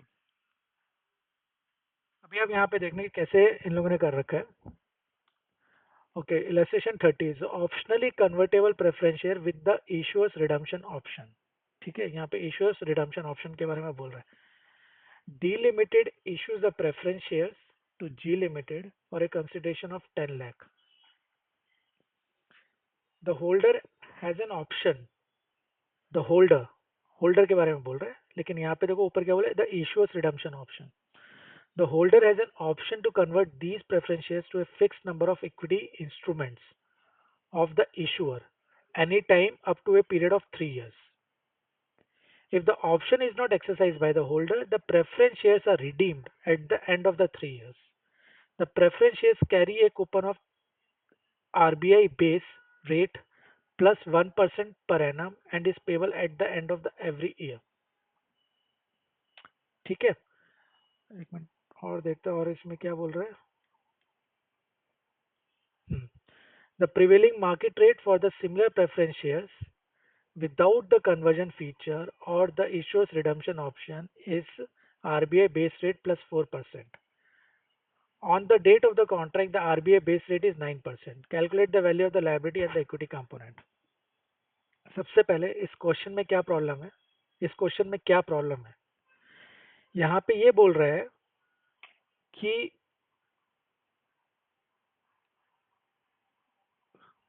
हाँ, एक मिनट, कि इसके हेडिंग से क्या बोल रहा है कि ईश्वर के पास भी ऑप्शन अवेलेबल है। ठीक है, लेकिन यहाँ पे जो ऑप्शन के बारे में जो बता रहे हैं वो केवल होल्डर के बारे में बता रहे हैं, ईश्वर के ऑप्शन के बारे में तो बता ही नहीं रहे। ठीक है, तो एग्जाम्पल वो ट्राई कर रहा है बनाने का कि जहाँ पे आपका प्लेन वेनिला डेट है plus embedded derivative with issuer plus embedded derivative with holder. ठीक है, प्रॉब्लम ये मतलब क्वेश्चन जो बनाने की कोशिश कर रहे हैं वो ये वाले एग्जांपल के लिए कर रहा है, मतलब इस फॉर्म में।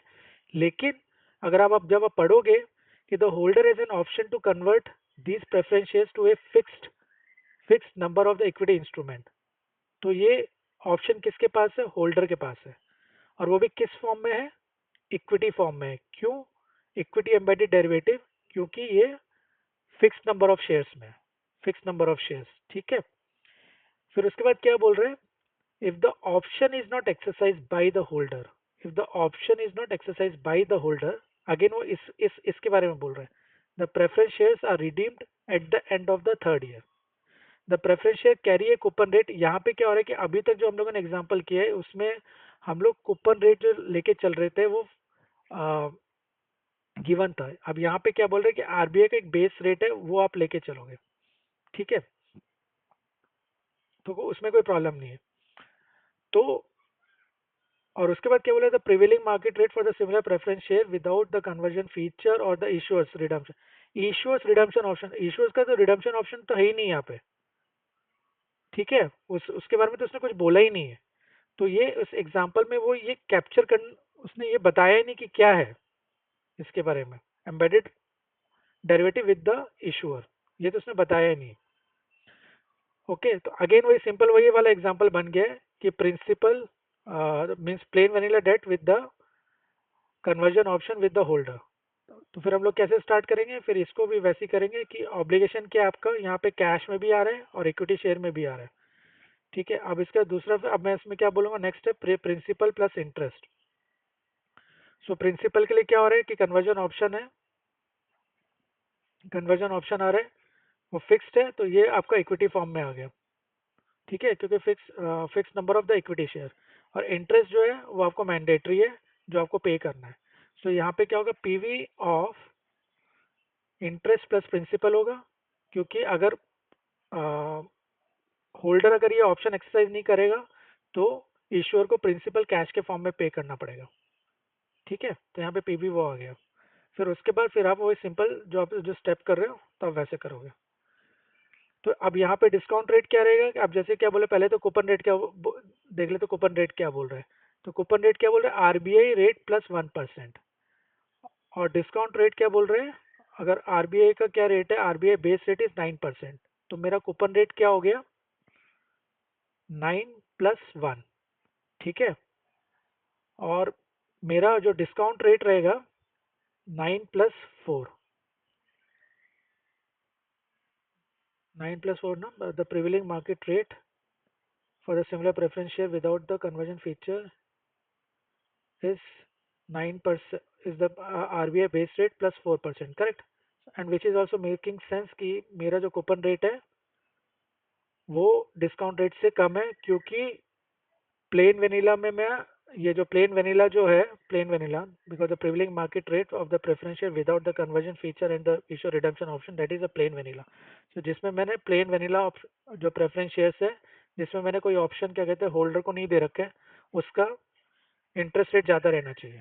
तो 13% आ रहा है। और जो मैंने प्रेफरेंस शेयर इशू किया जिसमें ऑप्शन जो मैंने होल्डर को दे रखा है, तो उसमें मेरे को इंटरेस्ट रेट मेरा कम होना चाहिए, because that option is enjoyed by the holder.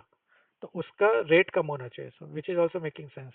ठीक है, करेक्ट। तो अब ये quickly I think now it is like just the calculation here कि जो आपका इंटरेस्ट अमाउंट क्या हो रहा है, 10 लाख का है। 10 लाख का आपका 10 lakh,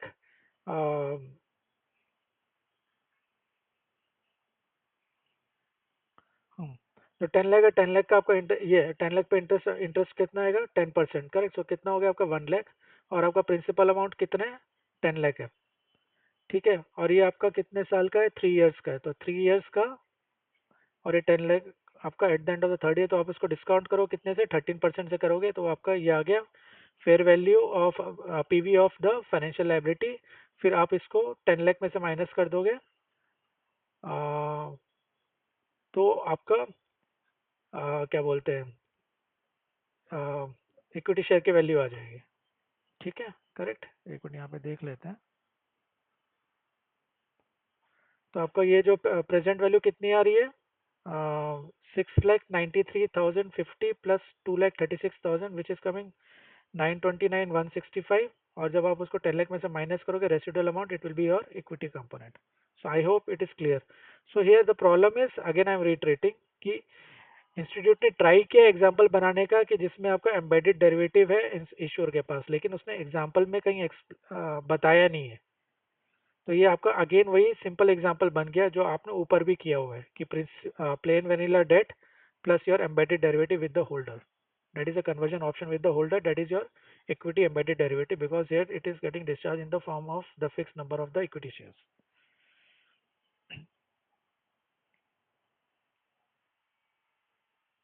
Okay. Instrument convertible only at the option of the issuer. अब यहाँ पे देखते हैं कि क्या कैसे कर रहे हैं। अगेन यहाँ पे इश्यूअर के पास ऑप्शन है, आप देखते हैं उसने यहाँ पे उसको कैसे ड्राफ्ट किया एग्जांपल को। X Y Z limited issues optionally convertible debenture with the following terms. The debenture carry the interest rate at the rate of 7%. Issuer has the option to either convert the instrument into a fixed number of its own share at any time or redeem the instrument in cash at any time. Okay. The redemption price is the fair value of the fixed number of the shares into which the instrument would have converted if it had been converted. इसका कोई significance नहीं है। इसका कोई significance नहीं है, क्योंकि जब आपको बोल दिया कि फिक्स नंबर ऑफ शेयर्स में आ रहे हैं तो फिर इसका कोई मतलब नहीं कि रिडम्पशन प्राइस क्या है, क्योंकि फिक्स नंबर ऑफ शेयर्स यहाँ पे बोल दिए। तो अगर मैं यहाँ पे देखूँ तो ईश्वर के पास दो ऑप्शन है, ठीक है। एक इक्विटी एम्बेडेड डेरिवेटिव है और एक आपका नॉन इक्विटी एम्बेडेड डेरिवेटिव, दो टाइप के ऑप्शन हैं यहाँ पे, ठीक है। तो फिक्स नंबर ऑफ शेयर्स जो है वो आपका इक्विटी एम्बेडेड डेरिवेटिव हो गया, और redeem the instrument in cash at any time, ये जो बोल रहे हैं वो आपका नॉन इक्विटी एम्बेडेड डेरिवेटिव हो गया, जो मैंने स्टार्टिंग में एक्सप्लेन किया था कंसेप्ट में, ठीक है। The holder has no conversion or the redemption option. The debenture have a tenor of 12 year, and if not converted or redeemed earlier will be repaid in the cash at the maturity, including the accrued interest if any. Examine the nature of the financial instrument. तो देखते हैं कैसे solve किया ये। तो यहाँ पे वो अमाउंट ही नहीं बताया उसके बारे में कुछ भी, ठीक है। तो इसमें क्या हो रहा है, अगर मैं अपने जैसे उस कंसेप्ट में जो डिस्कस किया, तो CFI जो है मेरा कैसे कैसे बन रहा है, मेरा प्लेन वेनिला डेट हो गया प्लस मेरा एम्बेडेड, सॉरी,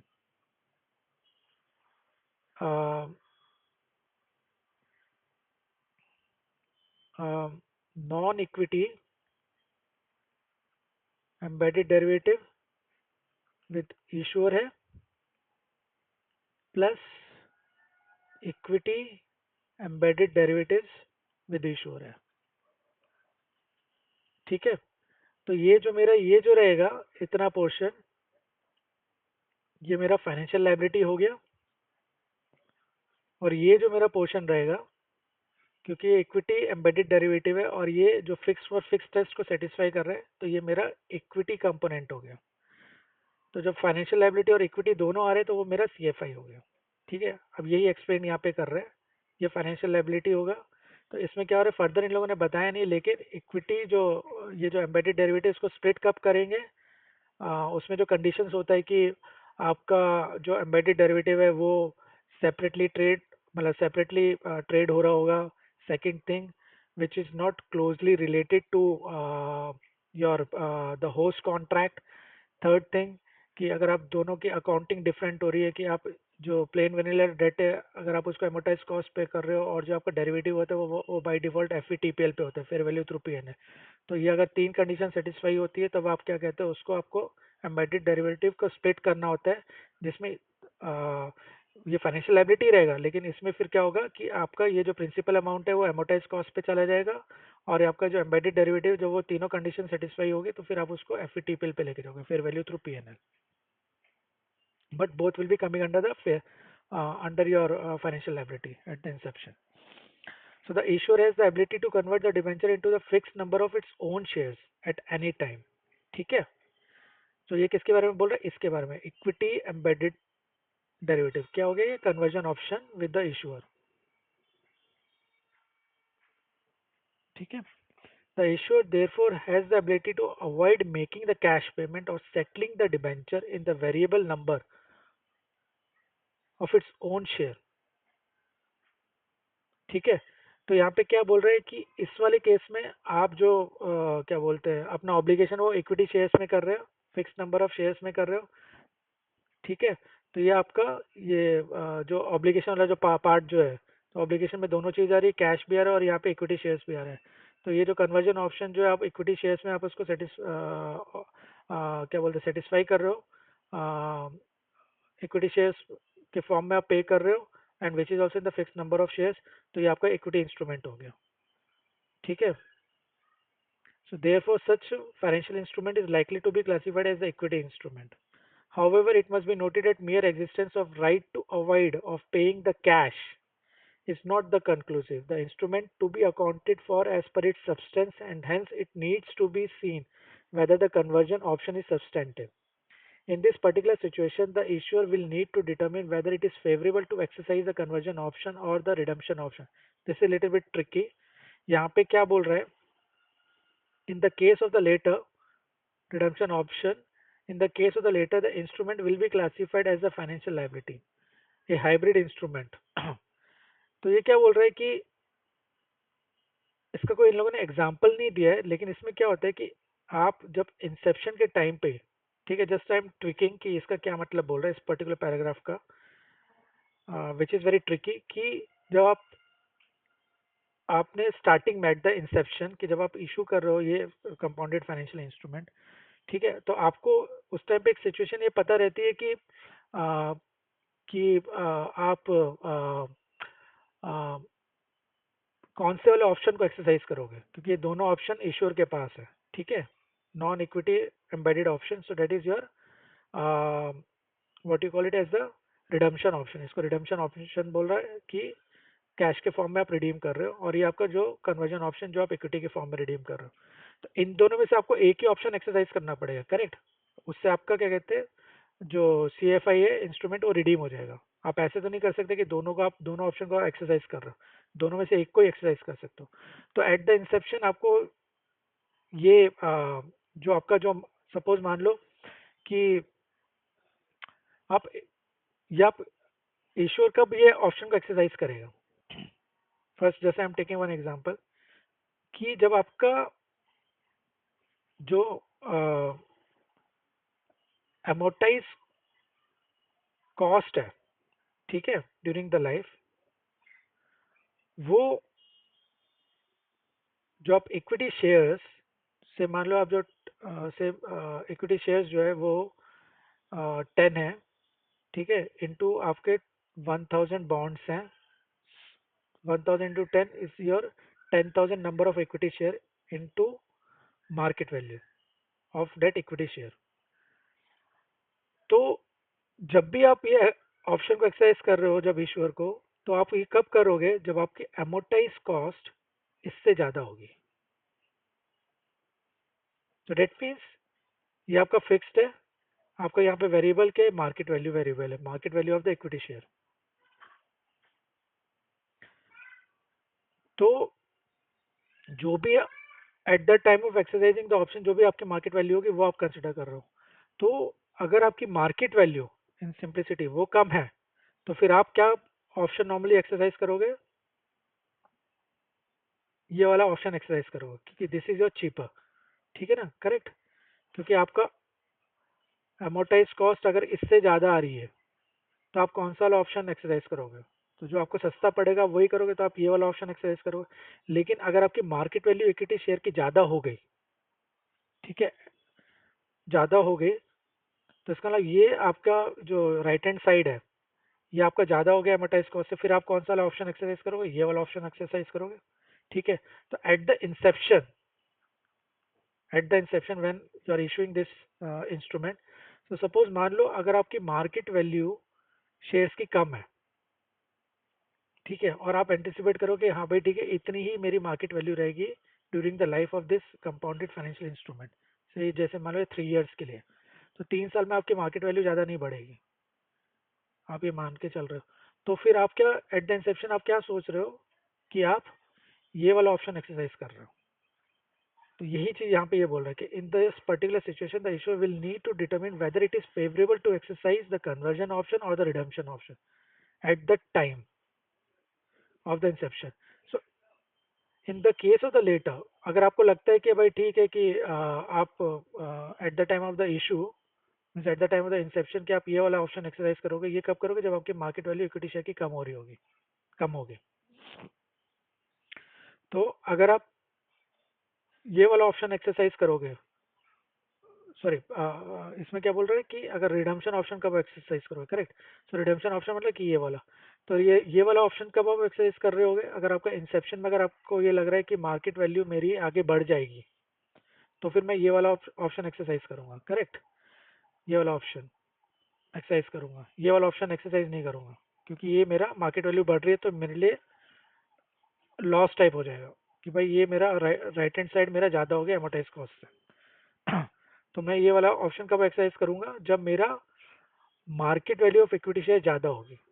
तो से मान लो इंसेप्शन में अगर आपकी मार्केट वैल्यू शेयर्स की ज़्यादा है, तो फिर आप क्या बोल रहे हो कि मैं रिडम्पशन ऑप्शन ही एक्सरसाइज करूँ? अगर मैं रिडम्पशन ऑप्शन एक्सरसाइज करूँगा तो फिर मैं इसका मतलब ये मेरा इक्विटी इंस्ट्रूमेंट हो ही नहीं eight the time of the Inception, क्यों? क्योंकि ये मैं ये वाला ऑप्शन एक्सरसाइज कर रहा था, ये जस्ट लाइक ये मेरा ये वाला ऑप्शन है ही नहीं। इसका मतलब सिंपल ये हो गया कि यूजलेस है कि मैं ये तो ऑप्शन एक्सरसाइज कर ही नहीं करूंगा ही नहीं। तो मेरे को ये है कि भाई market value of the share मेरी ज़्यादा ही रहेगी। तो फिर ये क्या हो गया, फिर ये मेरा फाइनेंशियल लाइबिलिटी इंस्ट्रूमेंट हो जाएगा, करेक्ट? तो यही बोल रहा है कि in the case of the latter the instrument will be classified as the financial liability. So hybrid instrument, तो ये मेरा हाइब्रिड इंस्ट्रूमेंट बन जाएगा, करेक्ट? क्योंकि मेरा यहाँ पे प्लेन वेनिला डेट प्लस मेरा एम्बेडेड डेरिवेटिव है, तो इसको मैं फाइनेंशियल इंस्ट्रूमेंट बोलूंगा। So practical situation do arise wherein the issuer has no option or the obligation to issue the own equity instrument. Only in the particular circumstances that is the instrument is a contingently convertible. I hope ये आपको clear हुआ होगा.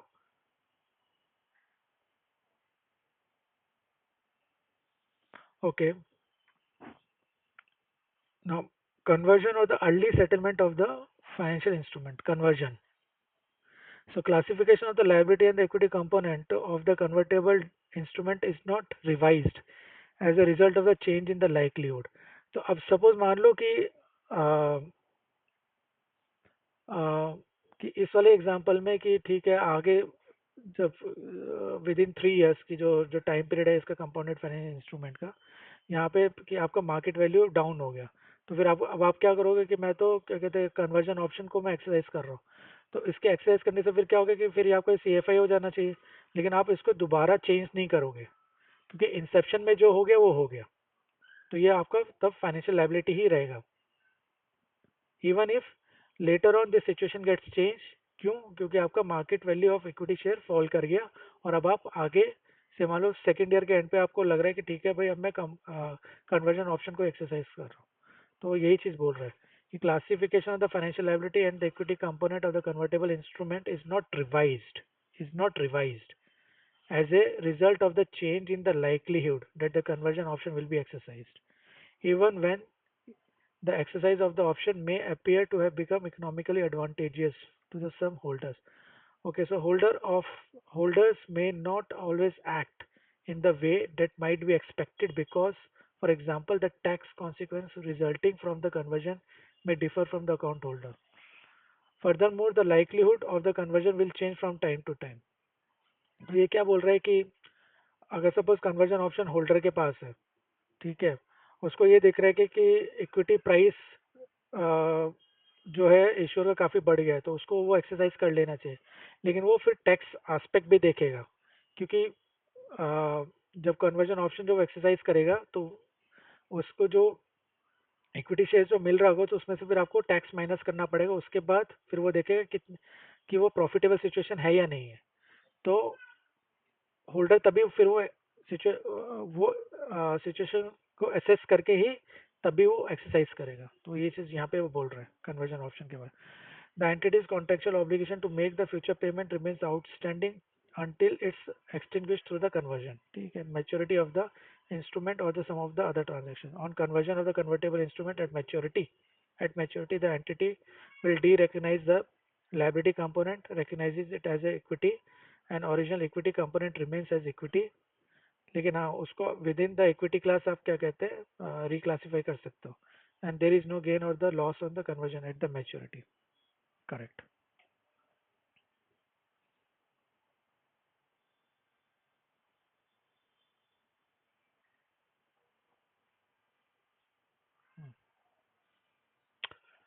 Okay, early settlement की बात कर रहे हैं। So when an entity extinguishes a convertible instrument before the maturity through an early redemption or repurchase, in which case the original conversion privileges are unchanged. The entity allocates the consideration paid and any transaction cost for the repurchase or the redemption to the liability and the equity component of the instrument at the date of the transaction।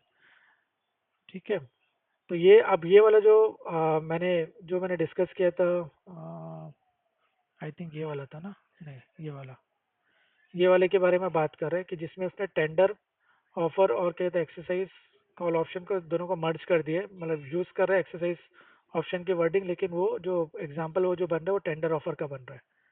तो tender offer में क्या था कि जो मैंने आपको explain किया था कि convertible debenture with the 5 year है, conversion option with the holding, fix for fix test है, fix for fix number of shares है, ठीक है।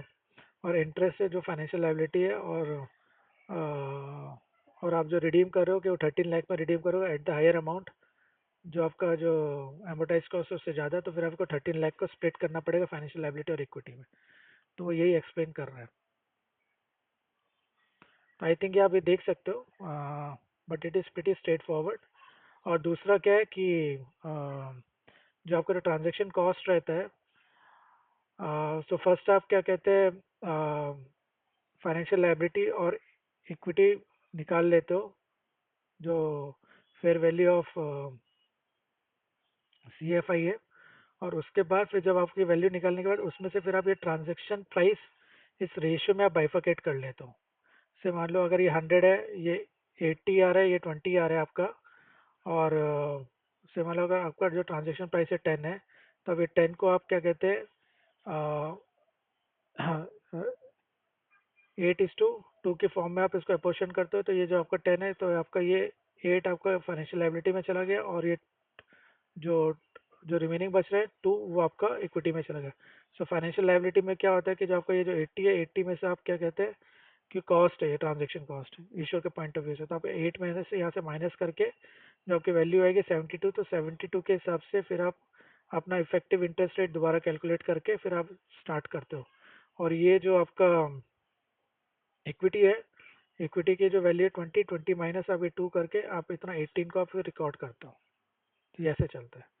So I think this is pretty straightforward. लेकिन आपको जो कंसेप्ट है अगर वो आपका क्लियर है, जो मैंने 4 कंसेप्ट बताए, so then it is like your cake walk to understand about the C F I. So I hope आपको ये कंसेप्ट समझ में आया होगा, इट इज क्लियर।